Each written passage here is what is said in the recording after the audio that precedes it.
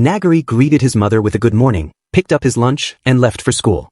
However, once at school he became the target of severe bullying. A group of students surrounded him, drew a target on his stomach, and began kicking him without mercy.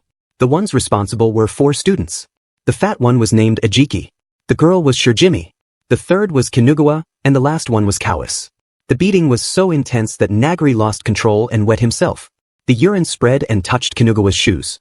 In a rage, Kinugawa kicked him even harder and shouted at him, demanding to know if he understood how expensive those shoes were. At that moment, their leader Okaya arrived. He told Kinugawa that he had already warned him not to hit Nagari's face. Kinugawa immediately backed off and apologized. But Okaya wasn't done. He crushed Nagari's lunchbox and filled it with cockroaches and other insects.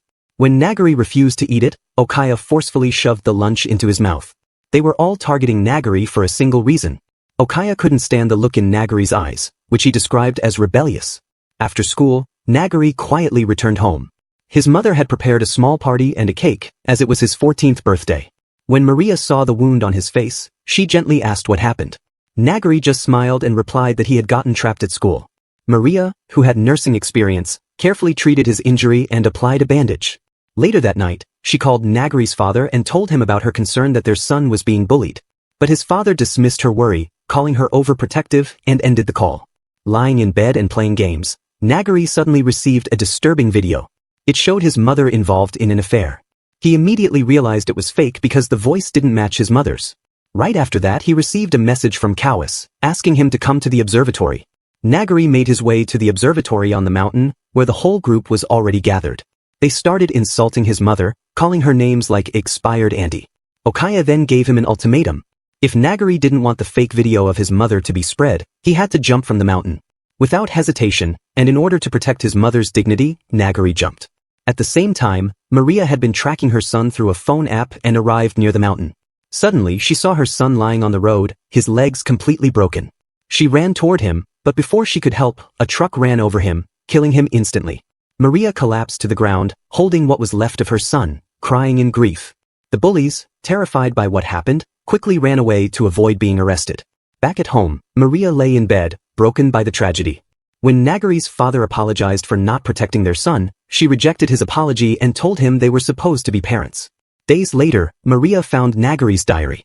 Inside it was every detail of what he had suffered. She also discovered his laptop, where he had saved all the evidence. As she went through everything, she came to a terrifying realization. The ones who had done this were no longer human. They were demons in need of judgment. 2 years passed, and Maria reappeared at the same school, not as a parent, but as the school nurse. One day, Okaya walked into the infirmary holding a poster that said, "No bullying." Maria held her emotions back and told him he was very admirable. Having killed her old self, she couldn't afford to make a single mistake. On the school grounds, Kawis was seen bullying a girl named Yajima. He showed her a secret video of her changing clothes and forced her to bring him 30,000 yen every month. Maria approached them and asked what was going on. Kawis quickly made up a lie, saying Yajima had puked and he was helping her. Before walking away, he threatened Yajima not to tell anyone, or he'd release her video. Later, Kawis bragged to his friends about almost being caught by the nurse. His friends warned him that if they ever got exposed, they'd kill him.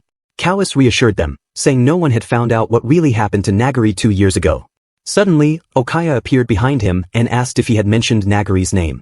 He told Kawis to never speak that name again, explaining how much he had hated his rebellious eyes. In an attempt to please Okaya, Kawis pulled out some money to offer him.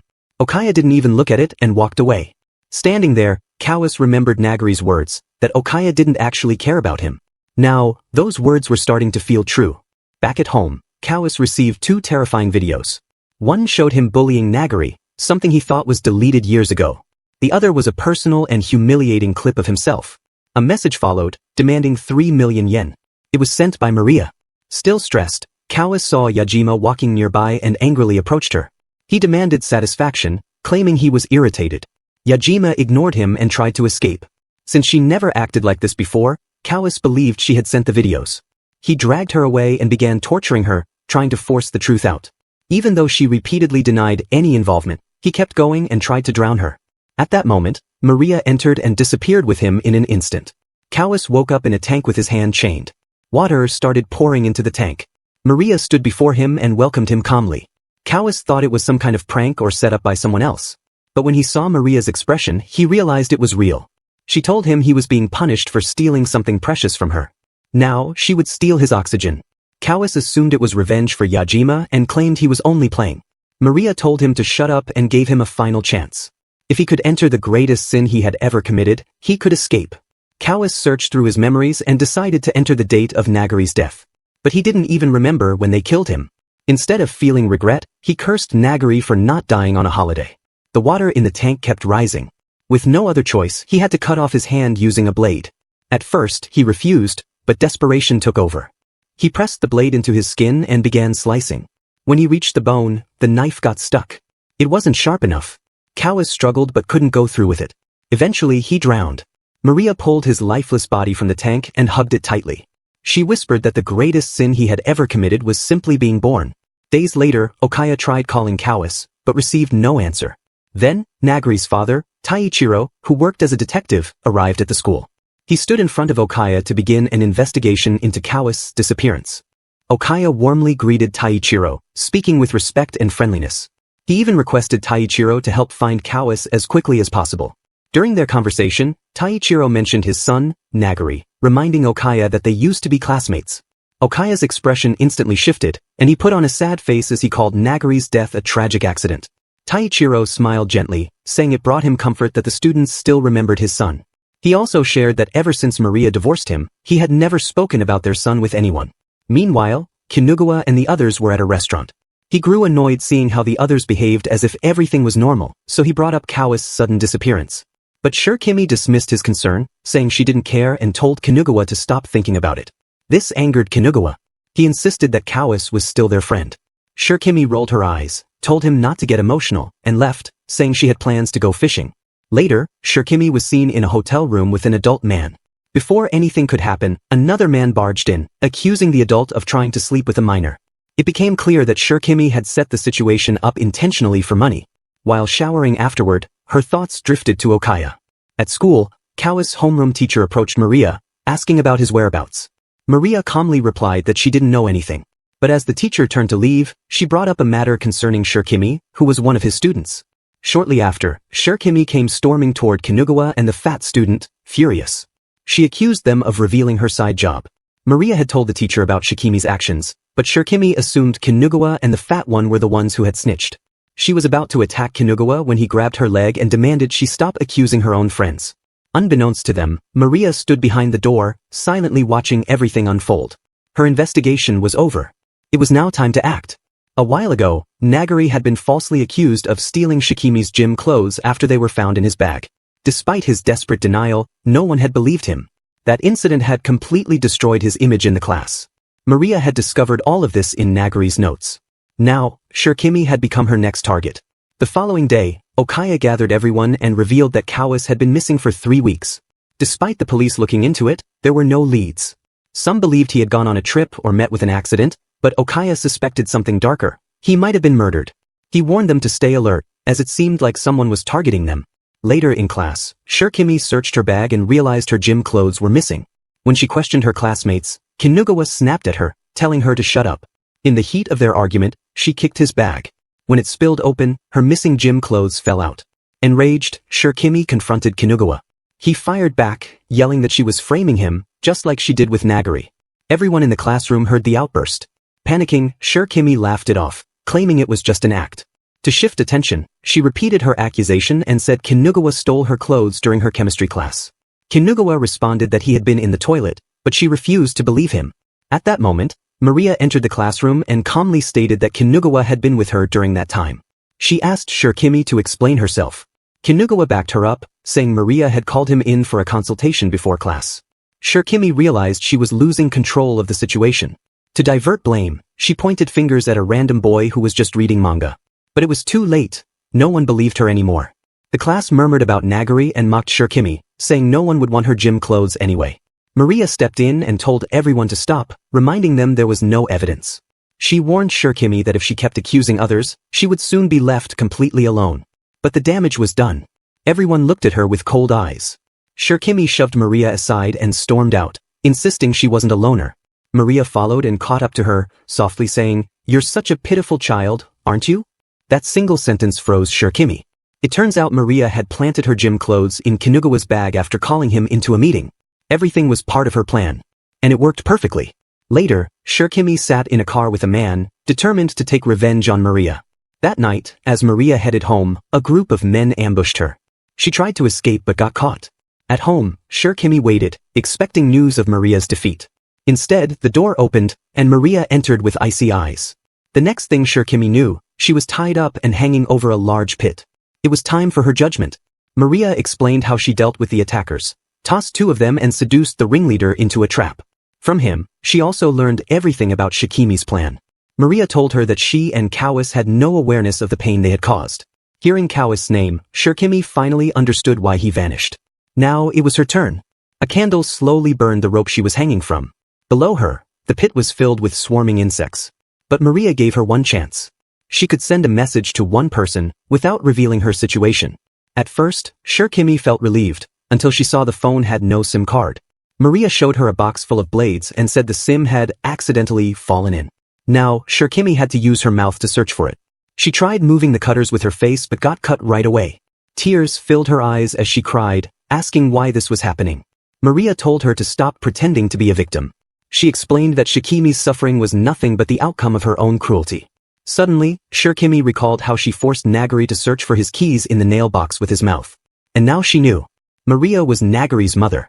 Shirkimi realized Maria's final goal, Okaya. Despite her own fear of pain, she plunged her face into the box, frantically searching for the SIM. Her feelings for Okaya were so strong that she didn't care about herself anymore. All that mattered was warning him. Eventually, she found the SIM, but her face and mouth were covered in cuts. When Maria allowed her to choose someone to message, she picked Okaya. But when she opened their chat, she saw a harsh truth. She was the only one who ever tried talking to him. He had never cared. Still, she asked Maria to send the message. If you like me, come to this place immediately. She wanted to send that message, however, she doesn't have courage and messaged the guy who she has sent before to attack Maria. In the message, she told him she had a new target who could get the money. But the man rejected her and cursed her in response. It turned out that during their time at the hotel, Maria had revealed everything to him, how Shirkimi used him and insulted him on private social media. Shikimi's habit of using people had caught up with her. Now she was alone. Even then, she didn't regret anything. She believed Okaya would eventually kill Maria and reunite her with Nagari. Without another word, Maria cut the rope. Shirkimi fell into the hole. When she landed, she discovered the ground was coated in honey. The insects swarmed her, drawn to the sweet scent, and began devouring her alive. Only then did she begin to cry and beg for forgiveness. But it was already far too late. After some days, Kinugawa and Okaya were interrogating a gangster who used to be in Shikimi's gangster team. While crying, Kinugawa asked him where Shirkimi was, but the guy didn't know where she was. In the end, even after beating the guy severely, they didn't get any answer. Then, Okaya revealed his thoughts about the situation. Okaya concludes that Shirkimi didn't know where Kawis went, and Kawis most likely didn't have any connection with Shikimi's gangster team. Meaning, questioning those gangsters will get them nothing. So, Okaya assumes that the one who killed Shikim and Kawis is most likely Nagari's parents. Now, Ijima, who used to be with Shirkimi, is a concern left for Maria. At the day when she eliminated Shirkimi, she kidnapped Ijima and questioned him. Meaning, if Ijima got caught by police, he will most likely call out Maria's name, which will cause problems for Maria. On the day when she kidnapped him, she didn't kill him because he wasn't her target. But now after a week, she has realized that even if she doesn't kill him, she has to remove every point of concern. Since the day Maria has killed Shirkimi, Ijima has not gone home. There's also a chance that he might run away due to the fact that Shirkimi might expose his crimes. Regardless, before the police find him, Maria has to find Ijima before them. Maria knows that Ijima always conducts his trades in the club every week, so she went to a club to find him. But while she was looking for him, Kinugawa spotted her and asked her what she was doing in a club. She answered that clubs are meant for adults, so she can come here. But Kinugawa is still suspicious because he thinks that Maria isn't the type of woman to come to a club. Suddenly, he remembers that when Shikim's gym clothes appeared in his bag, and after that she stopped coming to school. The last person that went after her was Maria. Hearing that, Maria realized that if she gave a straight answer to him, she'd most likely get caught. So, she started crying in front of Kinugawa, saying that she already knew that it was her fault. Maria said that when Shirkimi started accusing everything during that gym clothes incident, she went to her and told her that if she kept on accusing everyone, she would become very miserable. While crying, Maria said to Kinugawa that if she had chosen different words at that time, Shirokimi would have been fine. Seeing her crying, Kinugawa didn't ask further questions and said to her that he already knew she hadn't done anything wrong. When Kinugawa was about to leave, Maria stopped him and asked if he had any hint about where Shirokimi would have gone. Kinugawa answered that it's none of her business, but she started shouting saying that she's Shikimi's teacher, so she has to do anything she can to find her. Right then, Kinugawa spotted Ijima and immediately jumped him. But it turns out that the guy just had a hairstyle that was like Ijima's.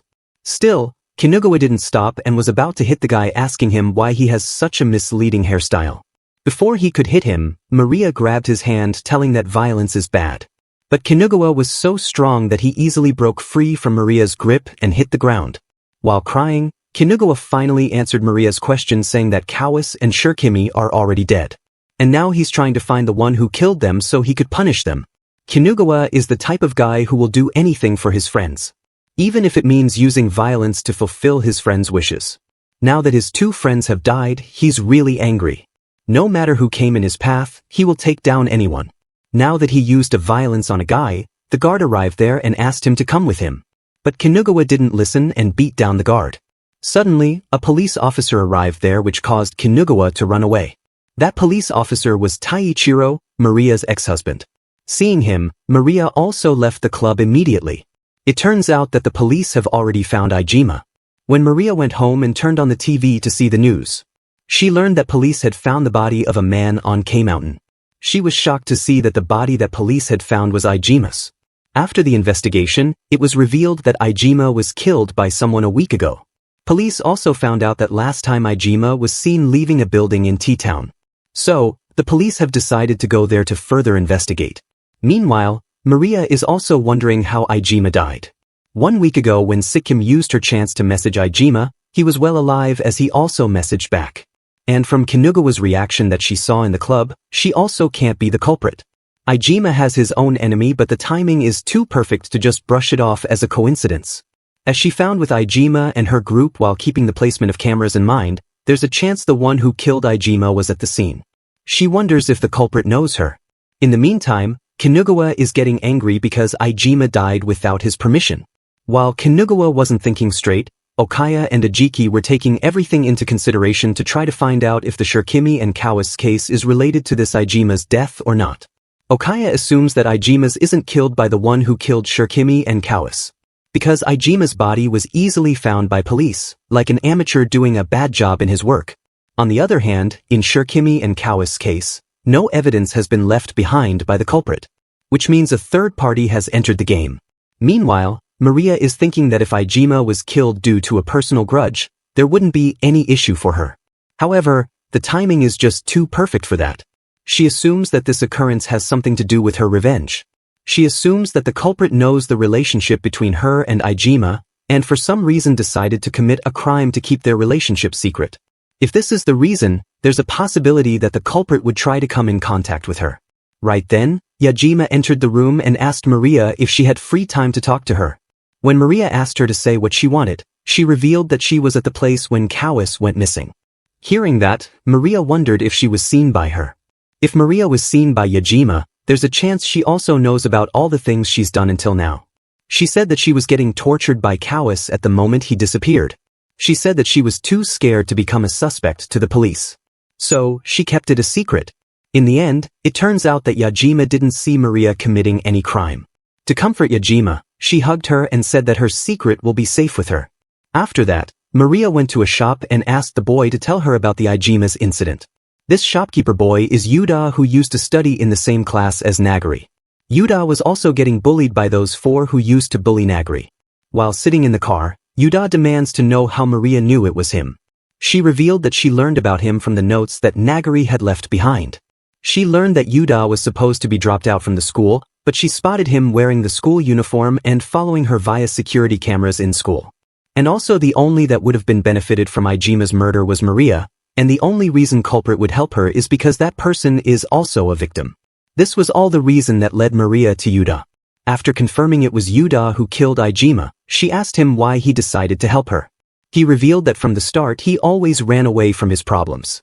Yuda still regrets how he left behind Nagari to suffer in school, and he alone ran away.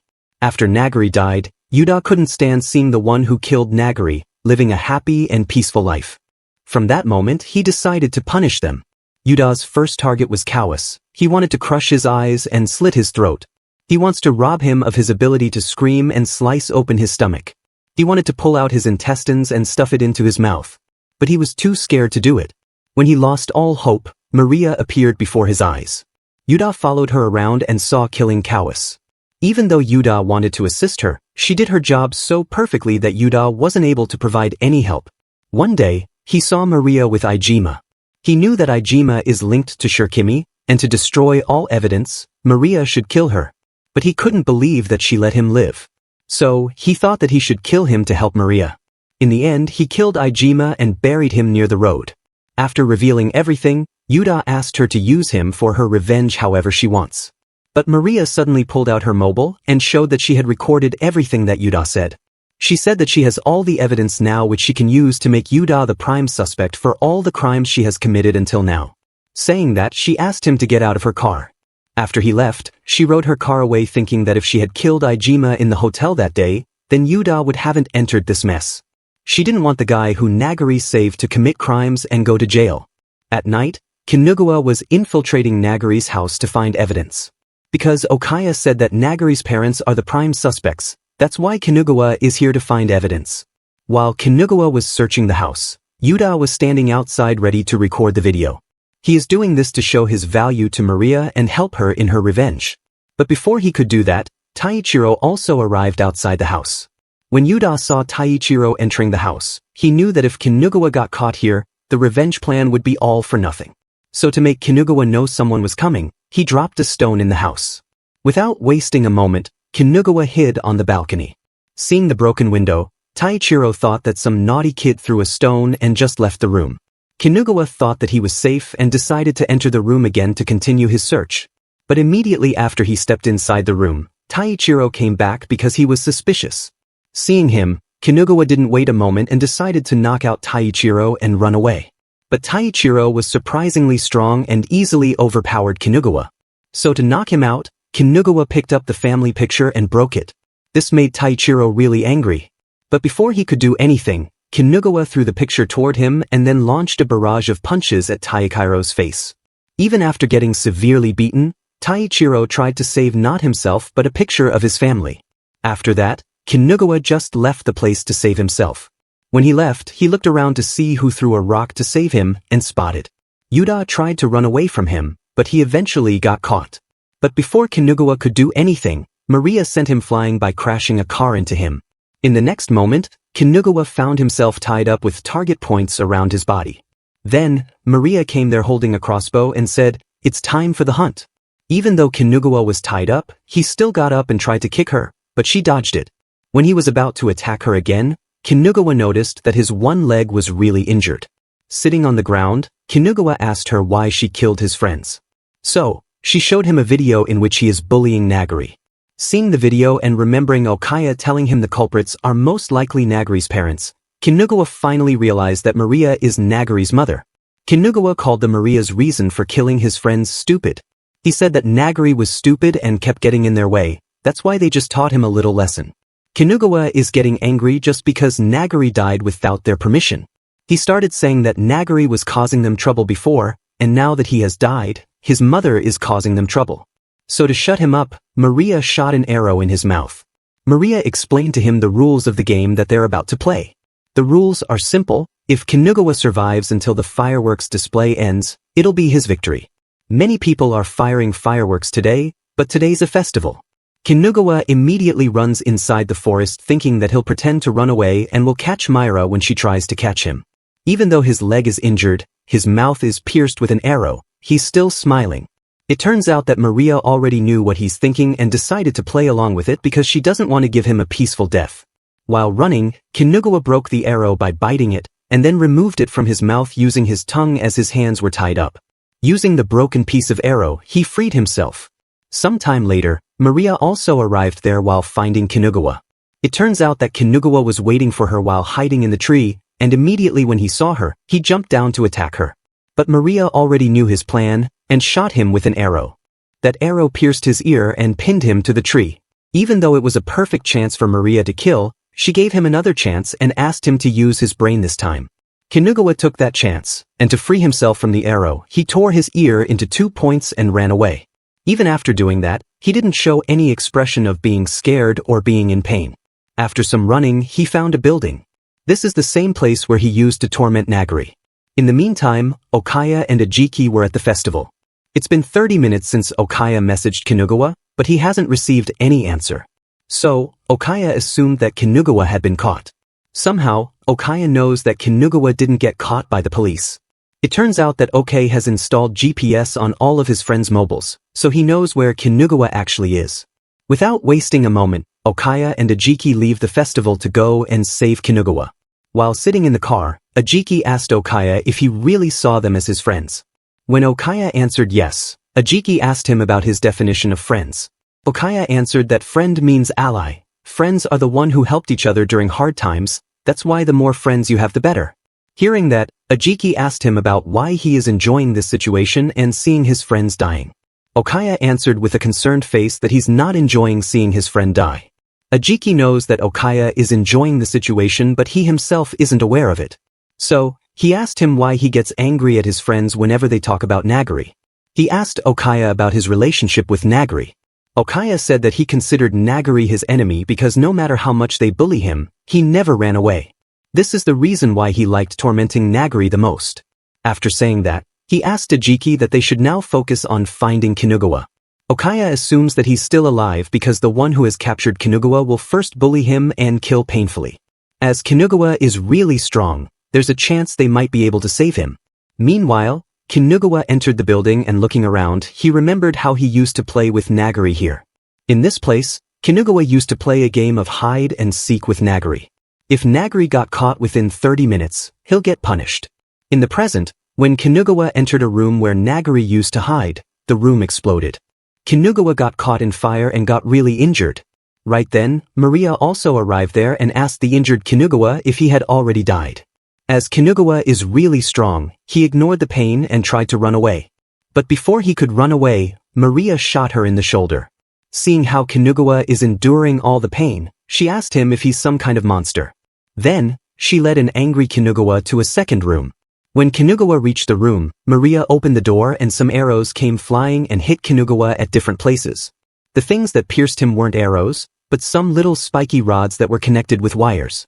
Before he took them out, Maria turned on the electricity, which caused Kinugawa to get shocked all over his body. He thought that he'd survive if he took out these sticky rods.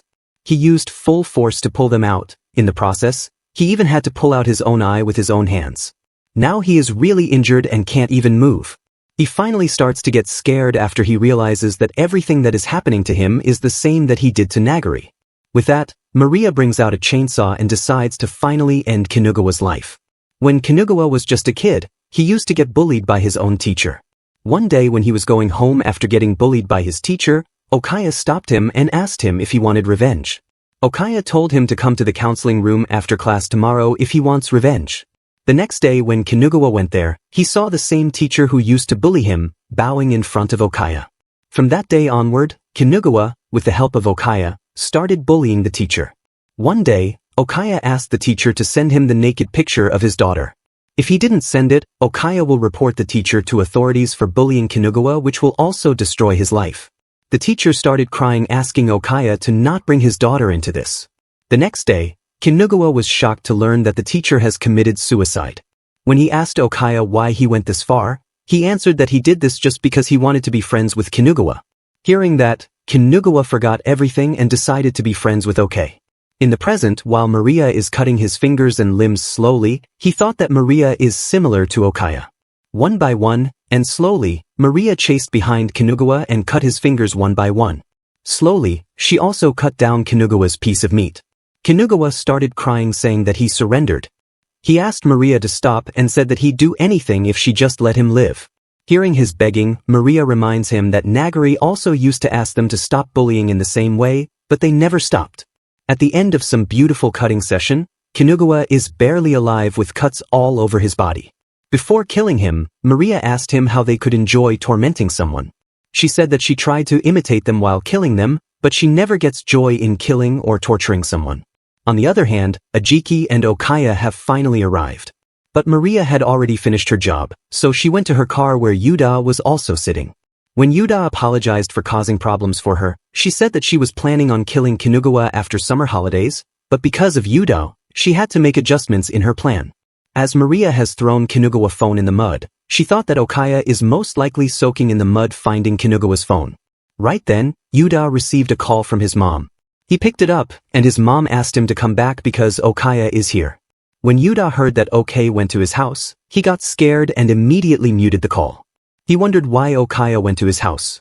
It turns out that when Okaya was going for Kinugawa following the GPS, he heard some people saying how Taichiro, a detective, got robbed today. When Okaya heard that, he asked Ajiki if they're going to Yuda's house. Ajiki asked him why he's not going after Kinugawa. Okaya said that there's something more important than that. He told Ajiki that since that father isn't in commission right now, there is a high chance that the kidnapper is the mother, but from the fact that the police have yet to find even a single hint that ties her to the crimes, if they were to blindly chase the GPS, they might just end up walking into Nagari's mother's trap. Hence, while the culprit is playing with her prey right now, Okaya thinks that it would be a good idea to check out the possibility of a collaborator. Hearing that, Ajiki asked him if the one who killed Ijima is the collaborator and also asked him if he has an idea who can be the collaborator. Okaya said that when Kawase and Shurikimi disappeared, the possibility of the culprit being someone related to Nagar skyrocketed. And if Okaya were to add a third person into this equation, the only suitable candidate that comes to his mind is Yuda.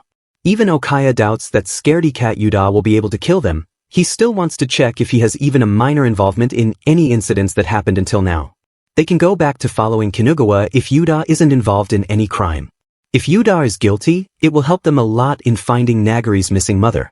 Meanwhile, Yuda still hasn't answered the phone and he's really worried for his mom. He asked Maria to help him, but she said that she's no god. However, the same goes for Okaya. In the end, Maria decided to teach him how to fight so he could protect his mother himself. Maria told Yuda that Okaya is only suspecting him to be the culprit. If he had conclusive evidence, he would have ambushed him instead. The point of contention here isn't the fact that Yuda's mother is now a hostage but rather that she stays as the unknowing party. Hence, if Yuda wants to keep his mother safe, he has to prevent Okaya from finding out that he's the culprit. She asked Yuda to tell his mother, who's now in enemy's territory, to persuade Okaya to return home. With that, Yuda finally unmutes the call. First, he said sorry to his mother for being mute for so long. His mother asked him if he's alright. He said to her mother that he's been keeping a secret from her. And that secret is that he's challenging himself to travel all around Japan. Hearing that, his mother asked him about what he's going to do about lodging and other things. She reminds him that he's still a minor. So, Yuda answered that his online friends are letting him stay over at their house when he comes by. To get the truth if Yuda is guilty or not, Okaya asked him to send a photo of him being with his friends. His mother asked him what kind of friends they are. Yuda answered that his friends are the people who had been bullied in the past. Some of them have a fear of cameras due to being victims of voyeurism. Others have had their personal information leaked on the internet which caused them to abandon their real name. In the worst cases, some of them develop a phobia for other humans. These people who don't even know their real name, Yuda told her mom that these people are letting him live with them. That's why he doesn't want to hand out their personal information or photo. Yuda told her that he will contact her daily to assure her that he's fine. Seeing how Yuda is talking, Maria saw her own son in him. Hearing the story that Yuda made up, his mom started crying and asked Yuda to say thanks to his friends who helped him move forward in life. Now Okaya can't do anything, he left the home respectfully saying that he's glad Yuda is fine. While moving toward the car, Ajiki asked Okaya if what they did just now is okay. Okaya answered with yes and explained that if they were to tread any further, they might expose their deeds to Yuda's mother and it would be deemed necessary to suppress her. If Yuda was guilty, the culprit would just have to cut him off and Okay's and Ajiki would be the ones in danger instead. Ajiki asked him if this means he lost to them. Okaya answered that he did lose in the manipulation of why Yuda using his mother. Their victory condition was to figure out the mastermind behind Yuda's action. Hence, it did not matter whether he had to concede as long as he's able to obtain the necessary information. The profiling of the mastermind. Remembering what Yuda told his mother, Okaya said that there were other words Yuda could have chosen to get past the crises. He guesses the choice of words is hereditary. In the end, Ajiki guesses if the culprit is Nagari's mother. Okaya answered with yes. Ajiki asked him if he had a way to locate her. Okaya didn't answer the question and said that there's someone he'd like to meet when the summer break is over. On the other hand, Maria was driving the car while Yuda was lying in the back seat. He was thinking that thanks to Sensei, who is Maria, he was able to project his mom, but the trip around Japan was a complete lie. Hence, he'll probably be killed after this and be deemed as missing. He thought that this is an obvious conclusion. If only he didn't exist in this world. He thought that if only he was able to withstand bullying, Maria's family wouldn't have to suffer this much. That's why he decided to stop crying. The role he played today was a future that Nagari could have had. After a while, they reached the destination and Maria asked Yuda to get out of the car. This place is Maria's home. She told Yuda that he has to stay with her until everything is over. After getting fresh, Maria prepared dinner for Yuda. He said thanks and started eating food thinking that the only way he can be useful is to not do anything on his own anymore. Maria also told him that he's just a hindrance to her right now. However, she understands his feeling of waiting to be helpful. Hence, she decided to set a few conditions. Saying that, she shows him a computer and tells him that she wants him to be a hacker. She explains that his first objective will be to clear a legal hacking simulation game. Henceforth, she'll have him take the Information Security Management examination. The CCNA, Registered Information Security Specialist examination, the SICH. Once he'll receive these 4 certifications, she'll make him her accomplice. She told him that this'll take a whole year and asked him to take his time with it. Before leaving, she told him that the reference books he needs and his bed will be in this room. Before she left, Yuda asked her why she's giving him a chance. Maria answered that because she believed in him. After leaving Yuda's room, Maria went to take a shower. While doing that, she thought that this way, she'll go just as she had planned. She thought that Yuda's self-esteem had been destroyed due to his bullying experience. Even if she were to keep him in captivity, there are still risks of him running amok again. Hence, she gave him a goal of getting his certifications as a means to control his further actions. She thought that the way Yuda is clumsy and yet earnest at heart is a little similar to Nagari. She wonders if she were to tell the truth to Taichiro that Nagari's death wasn't an accident, could he have protected him from Kinugawa? She thought that if that's the case, they could have been in this together. But Maria didn't want her ex-husband to work with her because what she's doing is really dangerous. If Taichiro also dies, who would protect Nagari's grave? She thought that the one who will shoulder the sins should only fall on her, the one who no longer has anything to lose. On the other hand, Taichiro has woken up in the hospital. When he woke up, there's a guy who was holding flowers for him. This guy is Inspector Reiji. Reiji said that he brought the flowers to mourn his colleague that died in the line of duty. But apparently, that colleague crawled back to life like a stubborn man. Hearing that, Taichiro stops him from joking further and says that they should get to the point. He reports that the culprit that assaulted him was Kinugawa from St. Spring Academy's second-year Class C. He's the childhood friend of the missing Shirkimi. During the time of the crime, Kinugawa was recording the situation on his smartphone. They can assume that he planned to relay the information to another party after the incident. However, Taichiro doesn't have any connections to Kinugawa prior to this point. Hearing the whole report, Reiji said thanks to him because this was a lot easier compared to questioning the general public. After hearing his thanks, Taichiro can't believe that Reiji is being so cooperative. Reiji told him that he's kind to people who know where they stand. Then, Taichiro asked him if he wanted Reiji to answer some of his concerns. Reiji decided to cooperate. He asked him about the his and run case during his son's suicide attempt 2 years ago. He told Reiji that he was removed from the investigation to his home until he was cleared of abuse allegations. Later on, he was only given a summary of the aftermath. Reiji was the detective in charge of that case. Even now, Taichiro can't deny that he had nothing to do with his son's suicide attempt.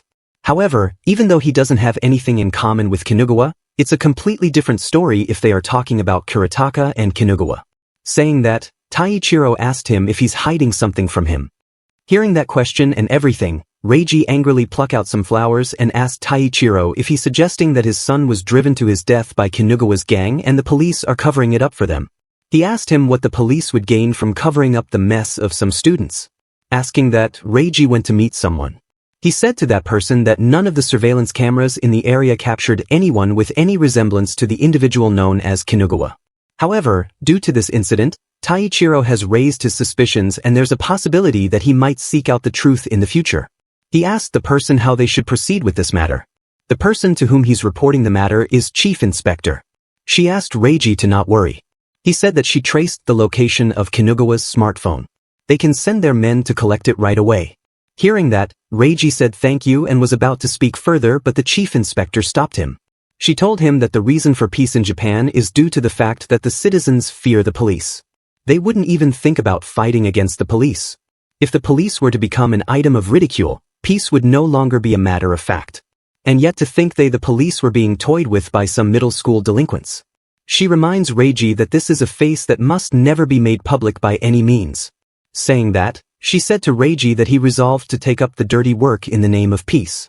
And for that, she would like to reward his resolution. She asked him if her expectations are a burden to him. Reiji answered with no and said that he'll live up to her expectations. This was all just a script. Okaya was sitting inside his car saying to the chief inspector that he's so proud of her for following the script.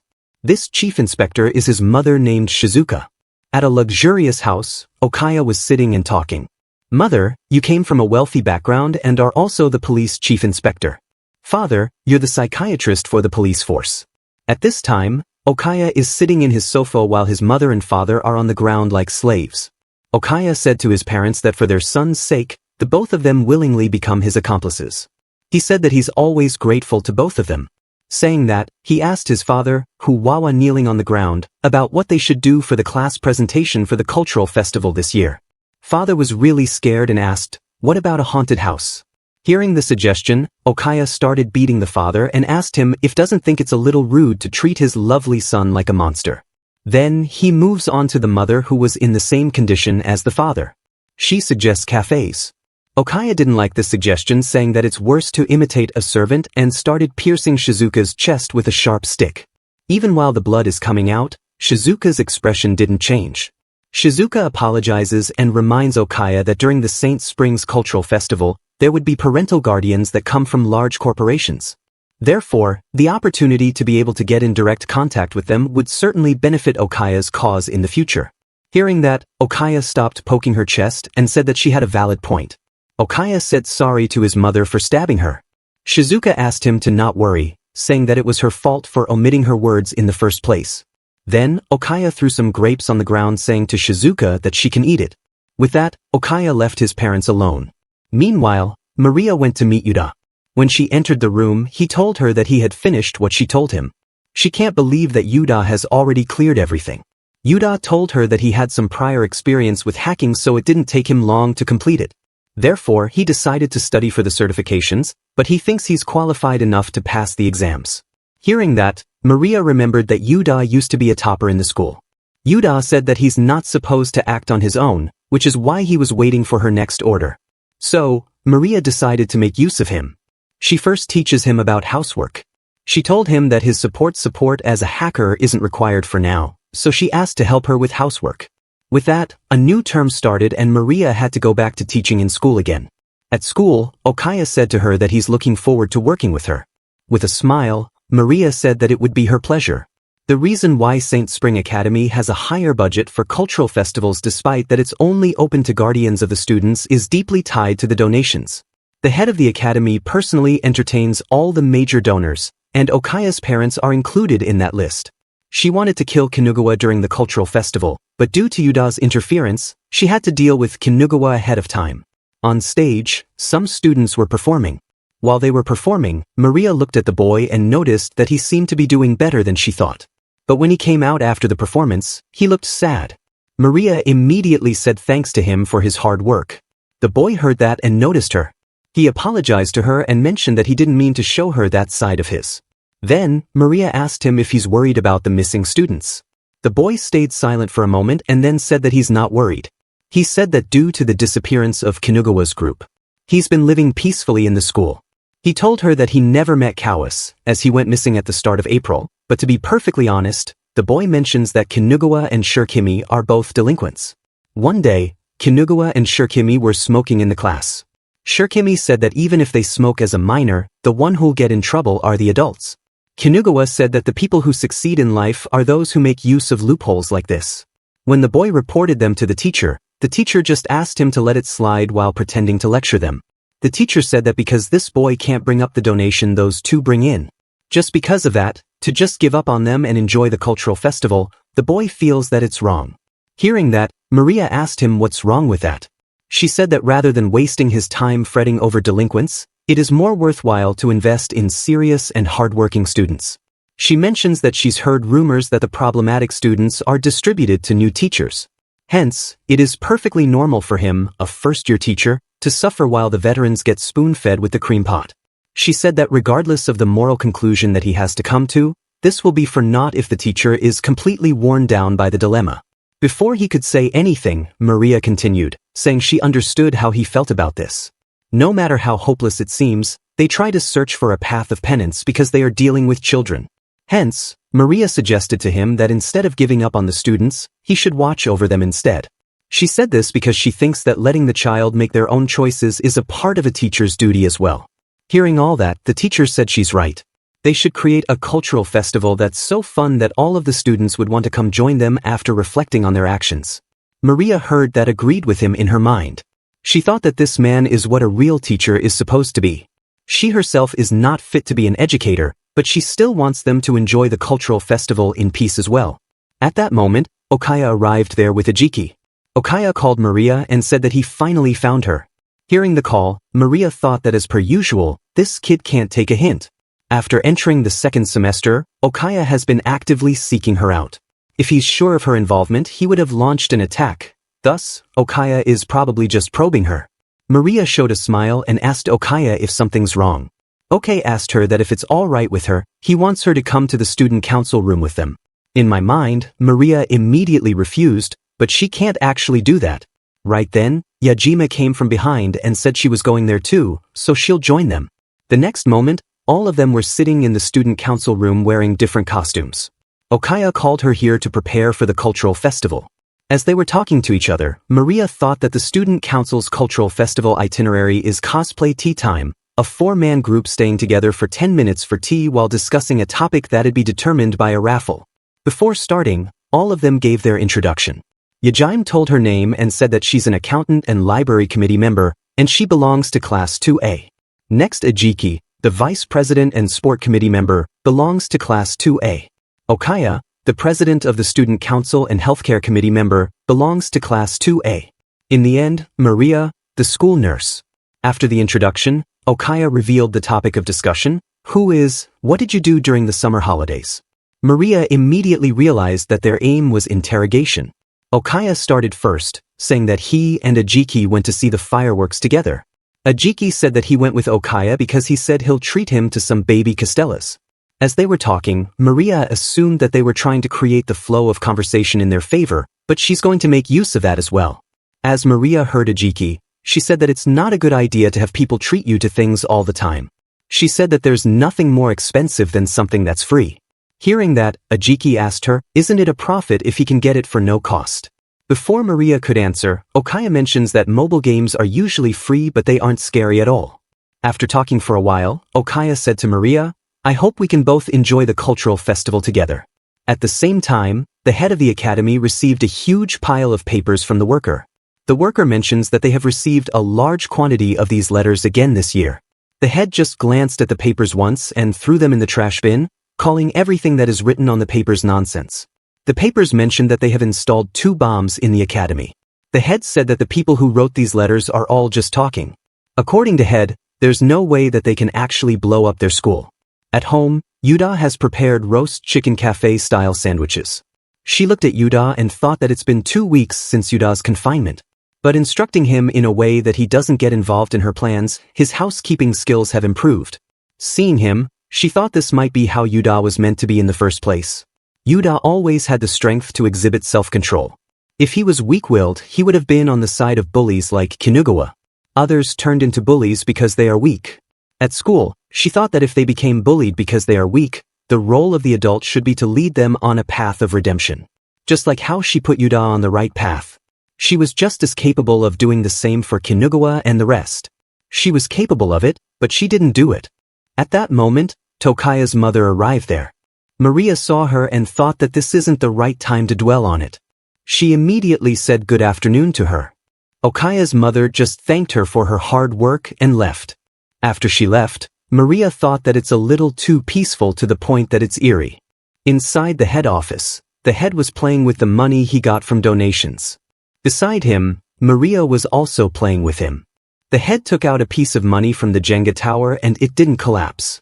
Now it's Maria's turn. The head was thinking that the tower will surely collapse in her turn, but she easily took out a piece of money. As she was playing, she thought that it's very weird that the walking obscenity, Okaya, isn't doing anything in this situation. Right then, the head looked under the sofa and found a box in which it was written, 100 million yen donation. He picked up the envelope, wondering whose donation is this. There's no name on the envelope. He remembered writing the names of every single person that donated in the roster.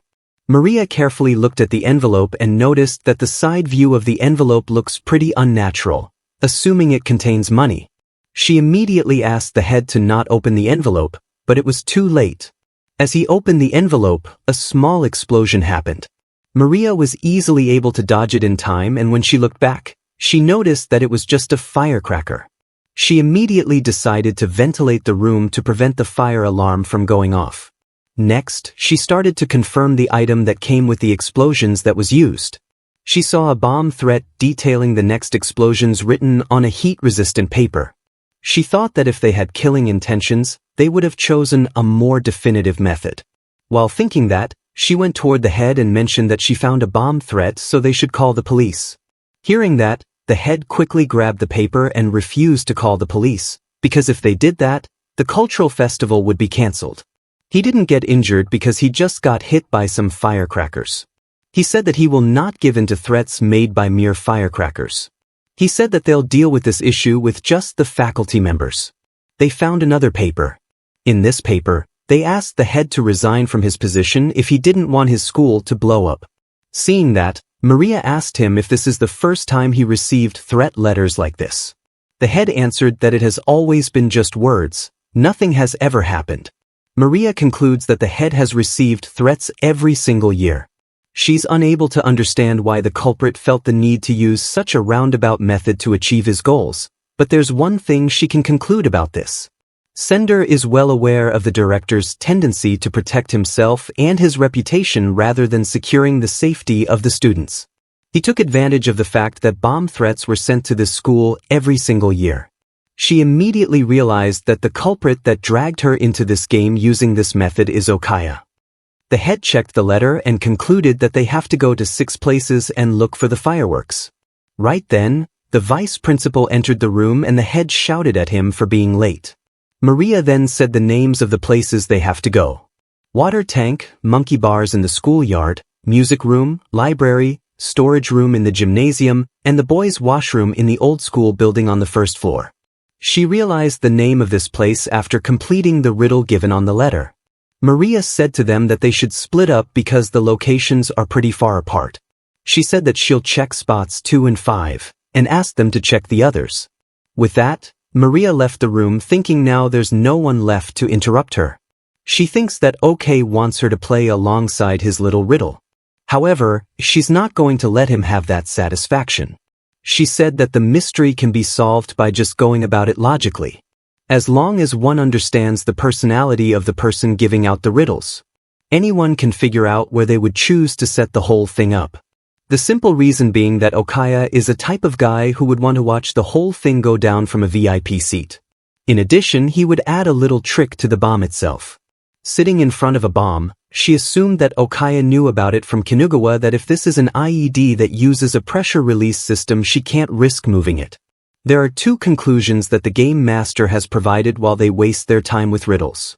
He keeps the audience as hostages. She can either choose to win by revealing her identity, or she can pray that it'll just be another firework and lose the game. However, since she skipped the riddle solving itself, she has plenty of time. She can choose to keep her identity a secret while evaluating the hostages. But it is hard for her to believe that Okaya doesn't have a safety net to ensure his victory over a strategy like this. When only 30 seconds were left, Ajiki, who was standing beside Okaya on the VIP place, started running away. Seeing that, Maria thought that this bomb was the real one. She has already expected that Okaya might come up with a counter-strategy. She realized with this that how much Okaya wants to play with her. She said that she would have played with him, but this is merely a personal revenge out of her arrogance.